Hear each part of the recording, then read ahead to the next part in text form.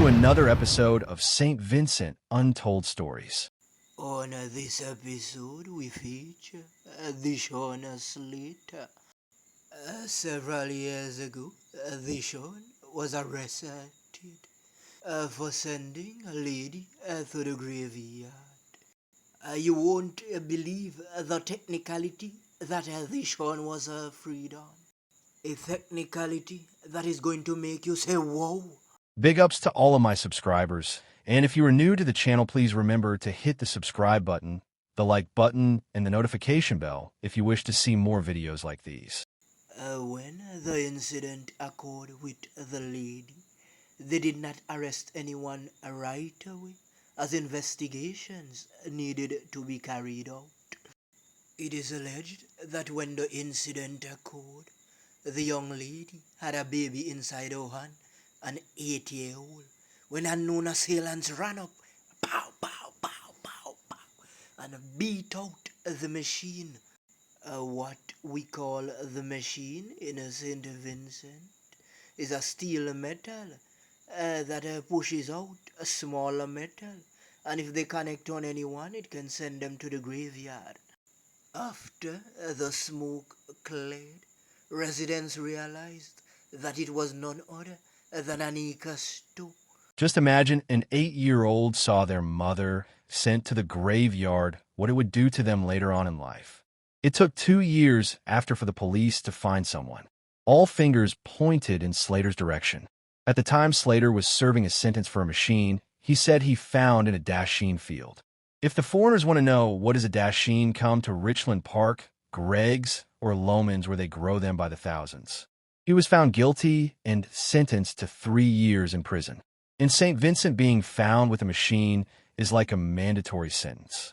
You might only pay a fine if you have a strong defense or a high official knows you. The matter went before the court on several occasions, and every time they went to the director of public prosecution office, the file was not ready, so the case was struck out and Slater was freed. While Slater was going to court, his mother was always outside, expressing her frustration, saying Slater didn't do it. In St. Vincent, you're innocent until proven guilty, and you know how Caribbean mothers are? They would go all out for their kids. During this time, Annika's child was left without her mother.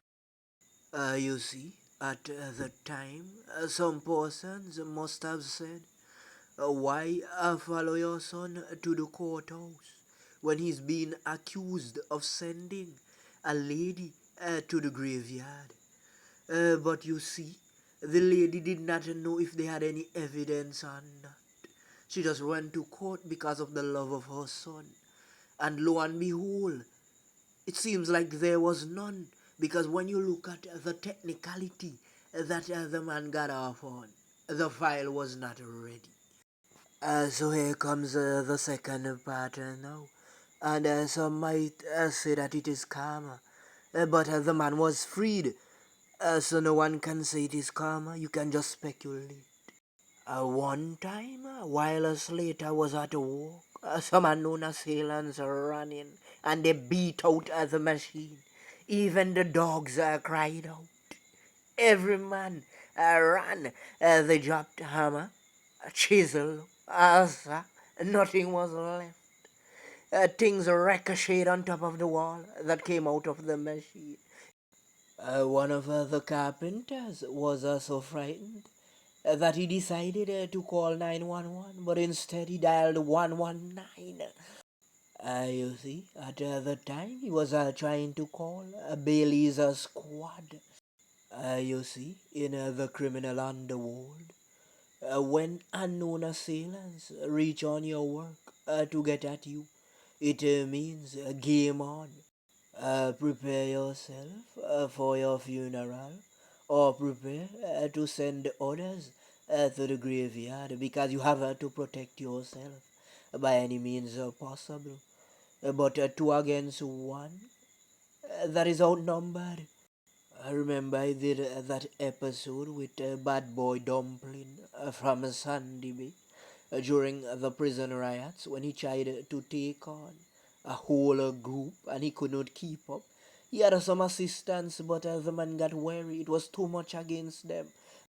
One original OG that used to live in America said that he was involved in something similar. But you know what he did? He ran away because it was too much and he did not want to get defeated. And then he came back and he got them one by one. You see, there are some men who are very stubborn and they don't like to get defeated because they think people would laugh after them. But not even the greatest boxer have won every fight. Sometimes you have to run, so when you run, you get a chance to come back. Because if you stay there and it's 10 or 20 of them, then look at the outcome. That's how Beehive used to fight a long time ago in Paul's Avenue. They used to team up. 30 or 40 men would hold you and stamp you to the ground. One time I see they held on to a youth from an area, and he was all tucked out in white. Boy, and they held him at Heritage Square. I don't know what he told them, but he began to run, and they held on to him. If you see Stamp, the entire white became red. He screamed like a pig. There is a smaller stream at Heritage Square where the gutter rats live. Some of those rats are bigger than cat. And that is where they threw him. And then they took him out. And I started to pound him. You see, after every lash, he said, ooh, aye, ooh, aye. Pain. So you see, at the time why the Beehive was number one, they didn't fight alone. They would fight as a group. Several days after the same guys returned for Slater, and this time they connected. One guy said that the machines rang out so loud that he thought that two Volvo trucks had collided. Slater tried to run, but he got more. He even jumped over a bank where he collapsed. Just like that, another young life gone. Slater's mom had to feel that knowing her son got off a charge for sending another person to the graveyard, then her son goes to the graveyard as well. Could it have been mistaken identity, why they went for Slater, or did his past follow him? In St. Vincent, a special phrase is often used called "do done." It means once you start the beef, it won't finish. Mothers, sit with your sons and your daughters. Be honest with them, let them know that badness leads to jail, the cemetery, or the hospital. People don't forget things. A bad man once said you don't have to react immediately because you can go to prison. You could wait 10 years later when that rival had already picked up a lot of enemies and take your chance then. With so many unsolved graveyard sendings, could that be the strategy being used? At Untold Stories, we want to say condolences to the families of Annika and also to the family of Slater. We are once again begging the youths to put the machines down. The machine is not going to the prison, it is the man behind the machine. Shout out to the guys at Belle Isle and His Majesty's Prison for staying in tune with Untold Stories and keeping the peace.